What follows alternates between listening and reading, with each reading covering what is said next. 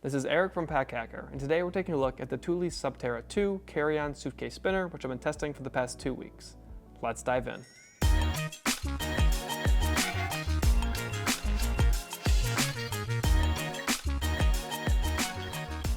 So this pack is a very nice blend for me between a hard-sided bag and a soft-sided bag. So it is soft-sided, let's get that out of the way now, but it's very structured and just has a lot of good materials and different components about it. So let's dive right in. So the primary materials that we're working with are nylon and polyester, and they are Blue Sign approved. So very good sustainability there. And we also just have a very solid material. It has a lot of structure to it and just kind of does well. Even when there's nothing in it, it's going to look like this. It'll be easier to push it in because there won't be any gear like to give it resistance, but it just does a very good job. And I think it looks very sleek as well. As you can see, we just have the Thule logo right here, and you can't really see it till you're like right on it or if the light's hitting it perfectly. As you can see, I'm kind of shifting it there. So overall, very happy with this material. Cleans up pretty well too. So we got YKK zippers. As you can see here, the main compartment zippers are, let me get it up there close for you, are locking. So you can throw a lock through there if you want to. And then we just have some more standard size zippers here for the secondary compartment. So I will note that I like keeping the zippers up here, but you could have these secondary compartment zippers up here too. So sometimes I will get them confused. I'm trying to get into one of the compartments and I accidentally go into the other one. So that's a me problem, and you can get rid of it or get rid of that problem by putting the zipper somewhere else. But that's just something that was worth noting for me. And on the inside of this pack, we'll get there in a little bit, there are Duraflex buckles. So overall, very high quality materials and different components on this bag. They did a very good job bringing everything together. So we have a handle here on the top and the handle on the side here as well. So as you can see, they stay out of your way when you're not using them, but they kind of pop up a bit when you go to grab them. So it is a little bit tighter than some of the plastic ones that kind of slide out, but I really like that this is just completely out of the way when you're not using it, so it's not gonna get caught on anything. And it's pretty well padded and has a nice little material, like mesh-like material almost, underneath it, which makes it comfortable to hold on to. And on the bottom here, we have a little handle that you can grab it out of a trunk or something like that if you need to just grab it and go if it's facing the wrong way. So you've got handles on 3 sides, and then on this side here, we have an ID window. So this is where you would just put like your identification. So if you lose the bag, someone doesn't have to go inside to get your identification. It's right here on the outside. You don't have to attach anything. It's just there.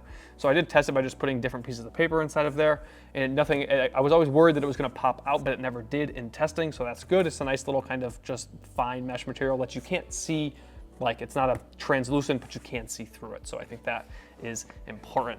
On the telescopic handle here, it is very wide. Let me get that open there so you can see my hand on there. It's not super claustrophobic or anything like that, but there's no padding or gripping material or anything like that, which doesn't bother me, but I know some people like it. And on the bottom here, I will say these wheels are a bit thinner than I'm used to seeing on rolling luggage, but they've held up really well durability-wise, and they're very smooth, which we will get into. So if you are finding this video helpful, make sure you throw a like on it and subscribe to the channel so we can continue making content like this to help you travel smarter. And if you can't tell, I'm actually sitting on the luggage right now, so it is soft-sided luggage, but you can sit on it. It's not as like stable as if you were to stand on a hard-sided luggage, but no issues with that.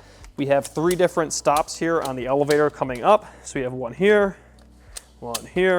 and then, I must have missed one at the bottom. There we go. That's the second one, and then there's the third one there. So the short one is pretty good, I think, if you're shorter. It's too short for me, and then the tall one is pretty perfect for me personally, just a little bit over 6 foot. But because there are just 3, I think you are missing. Obviously, you see it's like from there to there and there to there. There is quite a big difference between these, so you might not be able to find a perfect spot, but I think you'll be able to find one that works pretty well for you. The wheels do very well on 4 wheels, and the transition to 2 is very good as well, at least in my experience. It can get a little bit bumpy if you're going over like some rough terrain like cobblestones or something like that. It handles itself pretty well. I haven't had any issues with the wheels falling off or anything like that, as you can see, but it just is a little bit more bumpy because those wheels are smaller. But at the same time, I think it is smoother overall experience just because, actually, I don't really know why, but it is just a smoother experience than I've experienced with other bags. So I think one of the biggest things that makes this look so sleek compared to other soft-sided luggage that I've tested and just in my life, like that's what I've had most of my life for going on longer trips is soft-sided luggage, is there's not like one big pocket here on the front. I think that can make them look a little almost like vintage and stuff like that, and just doesn't make them look as sleek. So obviously we don't have that here, but we do have a secondary compartment up here at the top, which I mentioned earlier. So this zipper comes around here from here to here. So it's not a huge pocket, and you can kind of fold it down a little bit like this. Well, at least I'm not sure if you're supposed to be able to do that, but you can, obviously you probably wouldn't do it like this. You'd do it when it's sitting up so stuff wouldn't fall out. But I have my wallet inside there. a little off-brand snack bar, and then there's a zippered compartment here.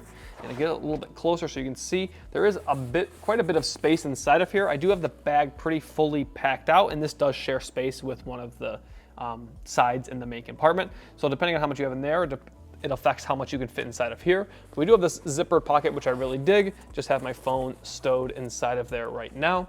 But a pretty big pocket, and we have a key leash in there as well. So you can attach your keys in there. So while you're on your trip, you can just leave your keys in there the whole time for like your house at home or your car where it's at the airport. So you know that it's there and secure and it's not gonna get forgotten. But I kind of compare this to a large travel sling. So if you don't want to bring a travel sling, or maybe you're just used to organizing with one of those and you're still wearing one, but you want to put some stuff inside your pack that you don't need right away, but you might need, it's a really good place for that. Like your toiletries that you want to freshen up after a long flight, you can put those in there. It's just a really good size, and it doesn't have a ton of organization, but you do have that zippered compartment to kind of lock things down. Like maybe you throw your passport in there. So it's not just readily available, but when you do need it, you can get it if you need to pretty quickly compared to if it was in the main compartment in the bag. You'd have to undo a bunch of zippers and flop it open and then grab it. So I really like this compartment, especially if you don't have this thing completely stuffed out as I do right now. And I like that kind of fold. I don't know if you're supposed to use that fold, but it kind of seems like you are. It's got a little seam there. So really nice and easy to use, and just kind of organize it like you would your travel sling, and you don't necessarily have to bring one, or if you do bring one, you just have a little bit more extra space for things you don't need right away, like your toiletries. So as I always say, the real party on this bag is in the main compartment. Obviously at 35 liters, there's a ton of space to work with here, so let's hop in there.